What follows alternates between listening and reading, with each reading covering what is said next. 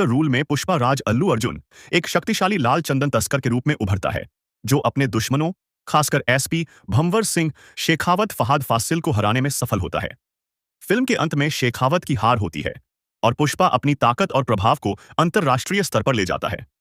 Post credit scene में Pushpa 3 the rampage का title दिखाया गया, जो संकेत देता है कि तीसरा भाग पहले से भी अधिक भव्य और हिंसक होगा। साथ ही निर्माता रविशंकर ने पुष्टि की है कि फिल्म 2028 में रिलीज होगी और सुकुमार इसकी कहानी पर काम शुरू करेंगे। पुष्पा 2 में पुष्पा जापानी माफिया के साथ सौदा करता है और योकोहामा बंदरगाह पर अपनी ताकत दिखाता है। पुष्पा 3 उसके अंतर्राष्ट्रीय तस्करी नेटवर्क के विस्तार पर केंद्रित होगी। वह अब केवल भारत तक सीमित नहीं रहेगा, बल्कि वैश्विक माफिया और तस्करी के सरगनाओं के साथ टक्कर लेगा। इसमें नए अंतर्राष्ट्रीय खलनायक शामिल हो सकते हैं, जो पुष्पा के साम्राज्य को चुनौती देंगे।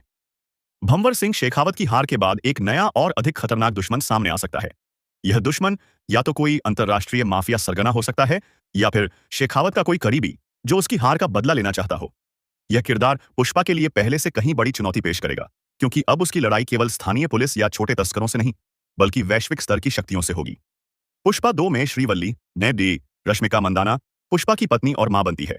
तीसरे भाग में उनके परिवार पर खतरा मंडरा सकता है, जिससे पुष्पा की निजी जिंदगी और उसका अपराधी साम्राज्य आपस में टकराएंगे। श्रीवल्ली की भूमिका भी बढ़ सकती है, जहां वह अपने परिवार को बचाने के लिए पुष्पा के साथ कंधे से कंधा मिलाकर लड़ती नजर आए। यह भावनात्मक गहराई कहानी में एक नया आयाम जोड़ेगा। पुष्पा 2 में पुष्पा को अपने सौतेले भाई और परिवार से अपमान का सामना करना पड़ता है। तीसरे भाग में यह संघर्ष और गहरा हो सकता है, जहां वह न केवल अपनी शक्ति बल्कि अपनी सामाजिक पहचान को स्थापित करने की लड़ाई लड़ेगा। शायद वह अपने परिवार और समाज से सम्मान हासिल करने के लिए कुछ बड़ा कदम उठाए, जो उसकी महत्वाकांक्षा को और बढ़ाए। टाइटल द रैम्पेज से संकेत मिलता है कि यह फिल्म पहले से कहीं अधिक हिंसक और एक्शन से भरपूर होगी। पुष्पा की लड़ाई अब बड़े पैमाने पर होगी, जिसमें भव्य एक्शन सीक्वेंस, हथियारों का इस्तेमाल और शायद युद्ध जैसी स्थिति दिखाई दे। जंगल से लेकर शहर और अंतर्राष्ट्रीय बंदरगाहों तक कहानी कई स्थानों पर फैल सकती है। पुष्पा पहले ही आंध्र प्रदेश के मुख्यमंत्री को प्रभावित कर चुका है। पुष्पा 3 में वह राजनीतिक ताकत को और मजबूत कर सकता है, लेकिन इसके साथ ही बड़े राजनीतिक षड्यंत्रों का शिकार भी बन सकता है।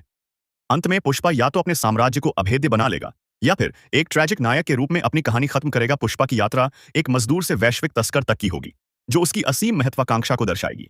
अपराध की दुनिया में रहते हुए भी पुष्पा अपने लोगों के लिए अच्छा करने की कोशिश करता है, जो उसके किरदार की जटिलता को उजागर करेगा। बदले की भावना और सम्मान की खोज कहानी के केंद्र में हो सकती है। पुष्पा 3 द रैम्पेज संभवतः पुष्पा राज के जीवन का सबसे बड़ा अध्याय होगा, जहां वह अपनी ताकत, बुद्धि और हिंसा के दम पर दुनिया भर में अपनी पहचान बनाएगा।